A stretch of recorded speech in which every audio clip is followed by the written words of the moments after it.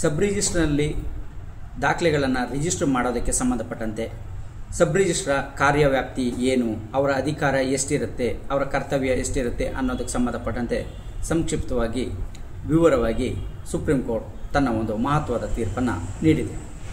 ಈ ಒಂದು ಪ್ರಕರಣದ ಪೂರ್ತಿ ಅಂಶವನ್ನು ನೋಡೋದಕ್ಕಿಂತ ಮೊದಲು ನೀವಿನ್ನೂ ನಮ್ಮ ಚಾನಲ್ಗೆ ಸಬ್ಸ್ಕ್ರೈಬ್ ಆಗಿಲ್ಲ ಅಂದರೆ ಸಬ್ಸ್ಕ್ರೈಬ್ ಆಗಿ, ಹಾಗೆ ಬೆಲ್ ಬಟವನ್ನು ಪ್ರೆಸ್ ಮಾಡಿ ಕಾನೂನಿನ ಅರಿವಿನ ಎಲ್ಲ ವಿಡಿಯೋಗಳು ಎಲ್ಲರಿಗೂ ತಲುಪುವಂತಾಗಲಿ.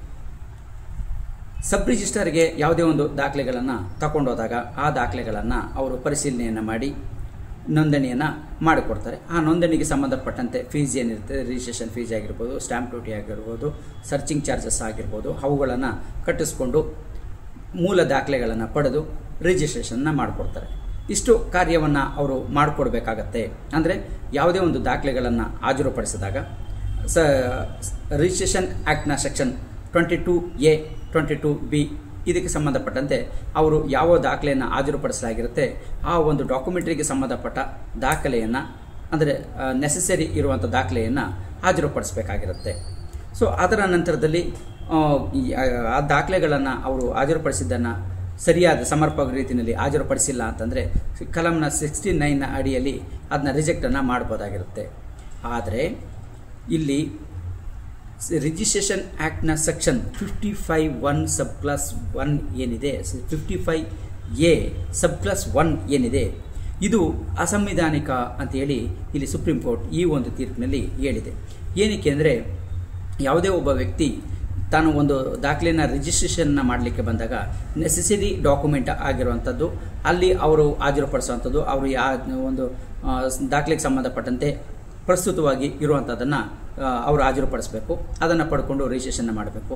ಅದು ಹೇಗೆ ಬಂತು, ಅದರಲ್ಲಿ ಅವ್ರಿಗೆ ಎಷ್ಟು ಹಕ್ಕಿದೆ, ಅದನ್ನು ಮಾಡೋದಕ್ಕೆ ಅವ್ರಿಗೆ ರೈಟ್ಸ್ ಇದೆಯಾ ಅನ್ನೋದು, ಈ ರೀತಿಯ ಒಂದು ಮೂಲವನ್ನು ಹುಡುಕಿ ಅವ್ರಿಗೆ ಟೈಟ್ಲ್ ಇದೆಯಾ ಇಲ್ವಾ ಅನ್ನೋದನ್ನು ಪರಿಶೀಲಿಸುವ ಅಧಿಕಾರ ಸಬ್ ರಿಜಿಸ್ಟರ್ಗೆ ಇಲ್ಲ. ಸೊ ಹಾಗಾಗಿ ರಿಜಿಸ್ಟ್ರೇಷನ್ ಆ್ಯಕ್ಟ್ನ ಸೆಕ್ಷನ್ 55A ಸಬ್ ಕ್ಲಾಸ್ 1 ಏನಿದೆ ಇದು ಅಸಂವಿಧಾನಿಕ ಅಂತೇಳಿ ಸುಪ್ರೀಂ ಕೋರ್ಟ್ ತನ್ನ ಒಂದು ಮಹತ್ವದ ತೀರ್ಪನ್ನು K Gopi versus the sub register ಈ ಒಂದು ಪ್ರಕರಣದಲ್ಲಿ ನೀಡಿದೆ. ಈ ರೀತಿ ಈ ಒಂದು ಸಬ್ ರಿಜಿಸ್ಟರ್ ಈ ಪ್ರಕರಣದಲ್ಲಿ ನೀಡಿರೋದ್ರಿಂದ ಇದರ ಒಂದು ಆಗು ಹೋಗುಗಳ ಬಗ್ಗೆ ಮುಂದೆ ನೋಡ್ಬೋದಾಗಿದೆ.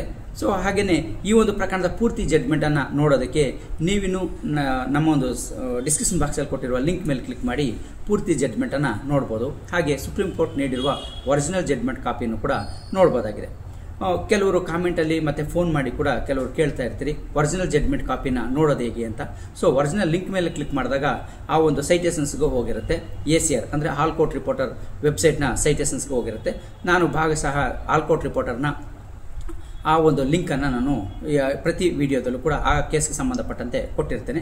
ಅದರ ಮೇಲೆ ಕ್ಲಿಕ್ ಮಾಡಿ ಅದು ಆ ವೆಬ್ಸೈಟ್ಗೆ ಹೋಗಿರುತ್ತೆ. ಸೊ ವೆಬ್ಸೈಟಲ್ಲಿ ನಿಮ್ಗೆ ಒರಿಜಿನಲ್ ಕಾಪಿಯನ್ನು ಬೇಕು ಅಂದರೆ ನೀವು ಆಲ್ ಕೋರ್ಟ್ ರಿಪೋರ್ಟರ್ ಏನಿದೆ ಅದಕ್ಕೆ ನೀವು ಸಬ್ಸ್ಕ್ರೈಬ್ ಆಗಿರಬೇಕಾಗಿರುತ್ತೆ. ಸೊ ಸಬ್ಸ್ಕ್ರೈಬ್ ಆಗಿದ್ದರೆ ಮಾತ್ರ ನಿಮಗೆ ಒರಿಜಿನಲ್ ಕಾಪಿ ಸಿಗುತ್ತೆ. ಸಬ್ಸ್ಕ್ರೈಬ್ ಆಗದಿಲ್ಲ ಅಂತಂದರೆ ಆ ಮೇಯ್ನ್ ಮ್ಯಾಟ್ರನ್ನು ಮಾತ್ರ ನೋಡ್ಬೋದಾಗಿರುತ್ತೆ. ಸೊ ಹಾಗೆಯೇ ಆಲ್ ಕೋರ್ಟ್ ರಿಪೋರ್ಟರ್ನ ಆ್ಯಪು ಕೂಡ ಪ್ಲೇಸ್ಟೋರಲ್ಲಿ ಅವೈಲಬಿಲಿಟಿ ಇದೆ. ಸೊ ಆಲ್ ಕೋರ್ಟ್ ರಿಪೋರ್ಟರ್ ಅಂತೇಳಿ ಪ್ಲೇಸ್ಟೋರಲ್ಲಿ ಹೊಡೆದಾಗ ಆಲ್ ಕೋರ್ಟ್ ರಿಪೋರ್ಟರ್ ಆ್ಯಪ್ ಬರುತ್ತೆ. ಅದನ್ನು ಕೂಡ ಫ್ರೀಯಾಗಿ ಡೌನ್ಲೋಡ್ ಮಾಡ್ಕೋಬೋದು. ಅದರಲ್ಲಿ ಮೇಯ್ನ್ ಮ್ಯಾಟ್ರ್ಗಳನ್ನು ಕೂಡ ನೋಡ್ಬೋದಾಗಿರುತ್ತೆ.